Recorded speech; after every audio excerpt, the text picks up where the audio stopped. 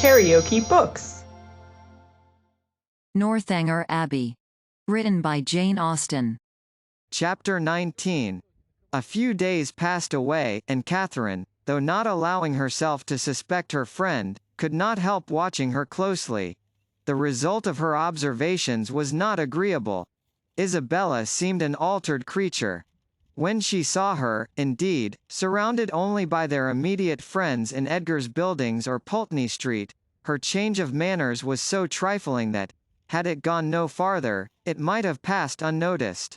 A something of languid indifference, or of that boasted absence of mind which Catherine had never heard of before, would occasionally come across her, but had nothing worse appeared, that might only have spread a new grace and inspired a warmer interest. But when Catherine saw her in public, admitting Captain Tilney's attentions as readily as they were offered, and allowing him almost an equal share with James in her notice and smiles, the alteration became too positive to be passed over. What could be meant by such unsteady conduct, what her friend could be at, was beyond her comprehension. Isabella could not be aware of the pain she was inflicting, but it was a degree of wilful thoughtlessness which Catherine could not but resent. James was the sufferer. She saw him grave and uneasy, and however careless of his present comfort the woman might be who had given him her heart, to her it was always an object. For poor Captain Tilney too she was greatly concerned.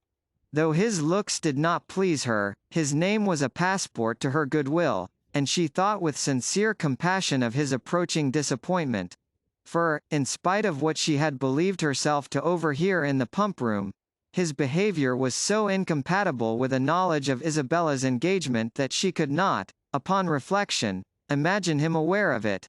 He might be jealous of her brother as a rival, but if more had seemed implied, the fault must have been in her misapprehension.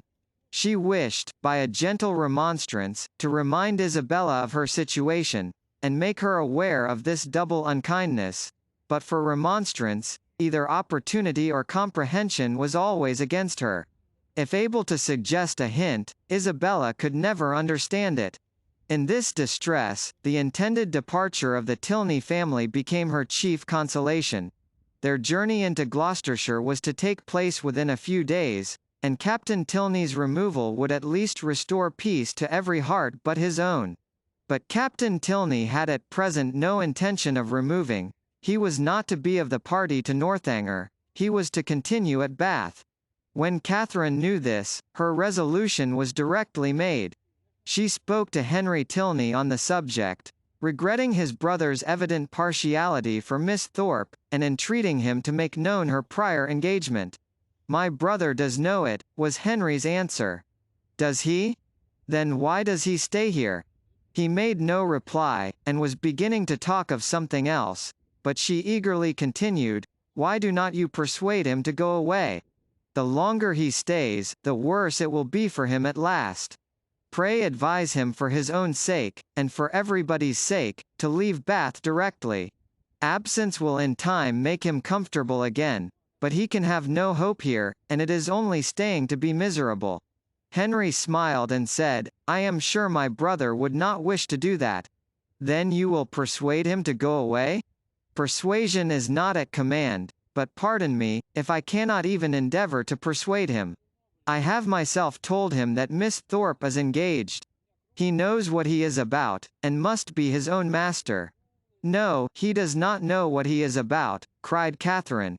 "He does not know the pain he is giving my brother. Not that James has ever told me so, but first am sure he is very uncomfortable." "And are you sure it is my brother's doing?" "Yes, very sure." "Is it my brother's attentions to Miss Thorpe, or Miss Thorpe's admission of them, that gives the pain? Is not it the same thing? I think Mr. Morland would acknowledge a difference. No man is offended by another man's admiration of the woman he loves. It is the woman only who can make it a torment." Catherine blushed for her friend, and said, "Isabella is wrong. But I am sure she cannot mean to torment, for she is very much attached to my brother. She has been in love with him ever since they first met, and while my father's consent was uncertain, she fretted herself almost into a fever. You know she must be attached to him." I understand.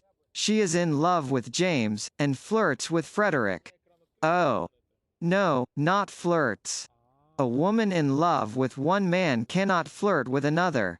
It is probable that she will neither love so well, nor flirt so well, as she might do either singly. The gentlemen must each give up a little. After a short pause, Catherine resumed with, "Then you do not believe Isabella so very much attached to my brother?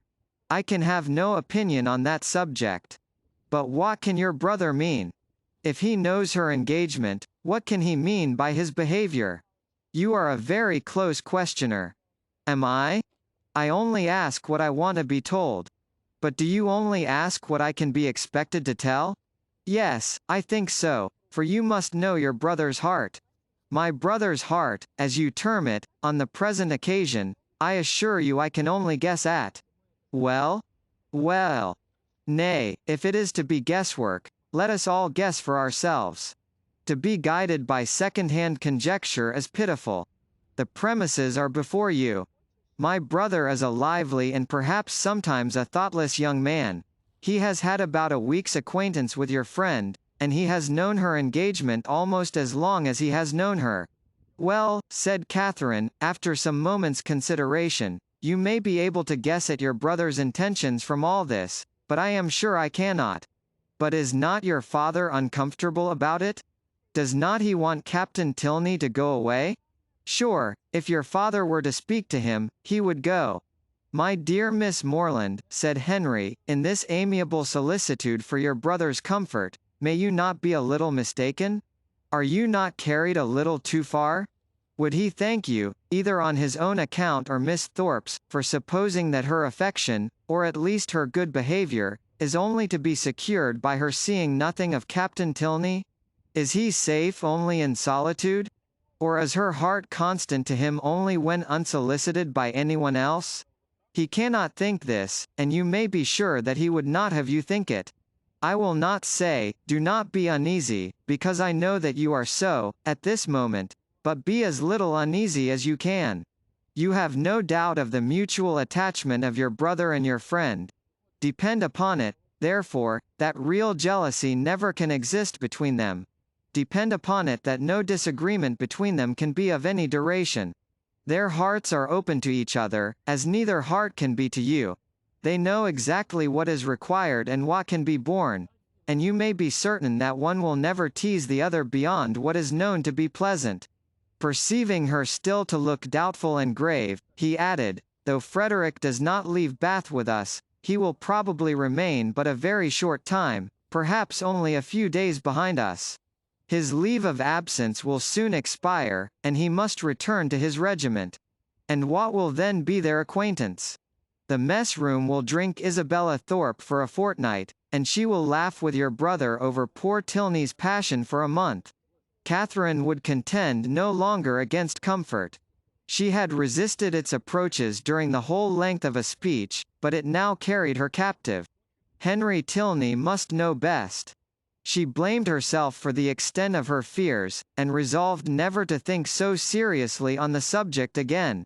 Her resolution was supported by Isabella's behavior in their parting interview. The Thorpes spent the last evening of Catherine's stay in Pulteney Street, and nothing passed between the lovers to excite her uneasiness, or make her quit them in apprehension. James was in excellent spirits, and Isabella most engagingly placid.